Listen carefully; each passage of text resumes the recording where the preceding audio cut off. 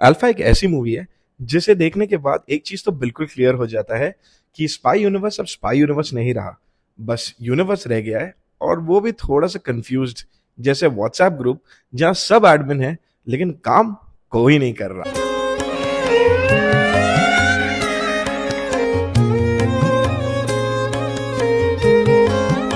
YRF ने जब spy universe start किया था तब लग रहा था कि भाई कुछ बड़ा होने वाला है, जैसे इंटरनेशनल लेवल का थ्रिल, ग्राउंडेड इंटेलिजेंस और सॉलिड स्टोरी टेलिंग। अब सिचुएशन ये है कि हर फिल्म देख के लगता है कि किसी ने एक्सेल शीट खोली, पुरानी मूवीज के एलिमेंट्स को कॉपी किया और बोला कि हाँ भाई एक और बना देते हैं, पब्लिक याद नहीं रखेगी। अल्फा का कॉन्सेप्ट सुन के लगता है कि अब फाइनली कुछ सीरियस होगा। बॉबी देओल एक अल्फा प्रोग्राम चला रहा है जहां सुपर सोल्जर्स बना रहे हैं। सुनने में ऐसा लगता है जैसे मार्वल और रॉ ने मिलकर ब्रेनस्टॉर्मिंग कर की हो, लेकिन एग्जीक्यूशन देखकर लगता है कि ब्रेनस्टॉर्मिंग में सिर्फ वाईफाई इश्यूज था और आइडियाज हाफ डाउनलोड हुए। आलिया भट्ट का कैरेक्टर एक सुपर सोल्जर है जिसको बचपन से ही नॉर्मल चाइल्डहुड से परमानेंटली अनसब्सक्राइब कर दिया गया है। उसकी लाइफ का समरी ये है कि तुम नॉर्मल नहीं हो, तुम एक वेपन हो। अब प्रॉब्लम ये नहीं है कि कैरेक्टर स्ट्रांग है या नहीं, प्रॉब्लम ये है कि उसको प्रेजेंट ऐसे किया गया है जैसे फिजिक्स की क्लास में टीचर बोल रही हो कि ये रूल है, बस मान लो और आगे बढ़ो, एक्सप्लेनेशन बाद में कभी नहीं मिलेगा। फिल्म का सबसे बड़ा इश्यू यही है कि ये अपने आप को सीरियस भी बनाना चाहती है और स्पाई यूनिवर्स का सर्कस भी कंटिन्यू रखना चाहती है। रिजल्ट ये होता है कि टोन हर 10 मिनट्स में स्क्रिजोफेनिया जैसी बिहेव करती है। कभी लगता है कि ग्राउंडेड थ्रिलर चल रहा है, फिर अचानक लगता है कि किसी ने स्क्रिप्ट स्विच कर दिया है और बोल दिया है कि अब स्लो मोशन वॉक और फॉरेन लोकेशन मैंडेटरी है, वरना बोनस कैंसिल। एक्शन सीन्स तो अलग ही एक्सपेरिमेंट्स है जहां कैमरा स्टेबिलिटी को लग्जरी आइटम बना दिया गया है। हर फाइट में इतने कट्स हैं कि लगता है कि डायरेक्टर ने नहीं, किसी ने सीसीटीवी फुटेज एडिट की है जिसमें सस्पेक्ट आइडेंटिफाई करना मिशन है। कभी समझ नहीं आता कि कौन मर रहा है, कौन गिर रहा है, कौन बस एडिटिंग प्रेशर में डिसअपियर हो गया। आलिया भट्ट की परफॉर्मेंस सरप्राइजिंगली डिसेंट है।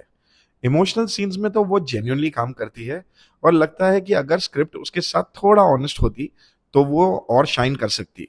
प्रॉब्लम ये है कि उसका एक्शन डेब्यू ऐसा है जैसे कोई पहली बार जिम जा रहा है और बोल रहा है कि ब्रो अभी जाके आर्नल्ड शिवाशनेगर बन जाओ, और फिर एक्सपेक्ट करो कि बाइसेप्स भी सिनेमैटिक लाइटिंग के साथ आ जाए। अब शर्वरी के साथ जो हाउस फाइट सीक्वेंस है वो इस फिल्म का वो रेयर मोमेंट है जहां लगता है कि किसी ने एक्चुअली एक्शन कोरियोग्राफी देखी भी है और समझी भी है। वहां पे पहली बार लगता है कि ओह ये तो मूवी भी चल रही है, वरना अब तक तो प्रेजेंटेशन ही चल रहे थे। बॉबी देओल विलन के रूप में ठीक है, लेकिन उनका कैरेक्टर इतना generic dangerous man with serious face syndrome है कि लगता है कि एचआर डिपार्टमेंट ने बोला कि भाई बस इंटिमिडेटिंग दिखना है, बाकी पर्सनालिटी ऑप्शनल है।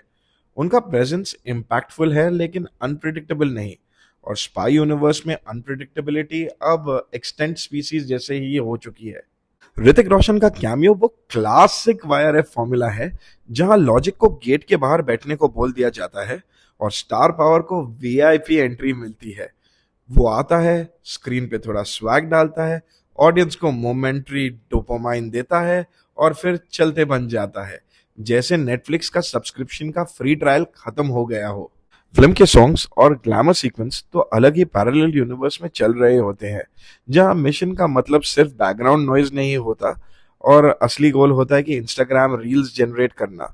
स्पाई थ्रिलर के बीच में अचानक म्यूजिक वीडियो इंसर्ट करना ऐसा लगता है जैसे सर्जरी के बीच में डॉक्टर ब्रेक लेके डांस प्रैक्टिस करने लगे।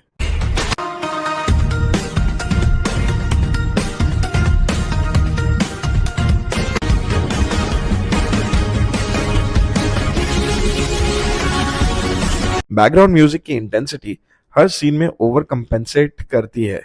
नॉर्मल वॉक को ऐसा म्यूजिक दिया जाता है जैसे वर्ल्ड वॉर स्टार्ट होने वाली है, और जब एक्चुअल टेंशन आता है तब लगता है कि कंपोजर ने बोल दिया कि अब हम और ज्यादा लाउड नहीं हो सकते, लिमिट क्रॉस हो गई है। ओवरऑल अल्फा एक ऐसी फिल्म है जो अपने आप को एवोल्यूशन समझती है लेकिन एक्चुअली में एक लूप में फंसी हुई सिस्टम अपडेट जैसा फील देती है। नया कुछ नहीं है, बस पुराने फॉर्मूला को थोड़ा पॉलिश करके दोबारा इंस्टॉल कर दिया गया है।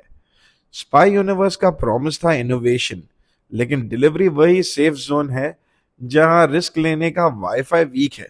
एंड में अल्फा देख के एक सिंपल रियलाइजेशन बचता है कि कॉन्सेप्ट स्ट्रांग था, कास्ट स्ट्रांग था, बजट भी स्ट्रांग था, लेकिन स्क्रीन प्ले ने डिसाइड किया कि मैं एफर्ट्स नहीं लगाऊंगा, मैं सिर्फ एग्जिस्ट करूंगा। और स्पाई यूनिवर्स के कॉन्टेक्स्ट में ये सबसे कंसिस्टेंट चीज है, consistency in repeating the same mistakes. बस इतना ही था। अगर रिव्यू पसंद आया हो तो लाइक कर दो, क्योंकि वाईआरएफ तो स्क्रिप्ट इंप्रूव करे या ना करे, तुम एल्गोरिदम जरूर इंप्रूव कर सकते हो। और सब्सक्राइब कर लो, क्योंकि यहाँ पीआर नहीं, सिर्फ पोस्टमार्टम होता है। मिलते हैं अगले रिव्यू में, तब तक अपना और अपने मूवी टेस्ट का ख्याल रखना। टाटा, बाय बाय।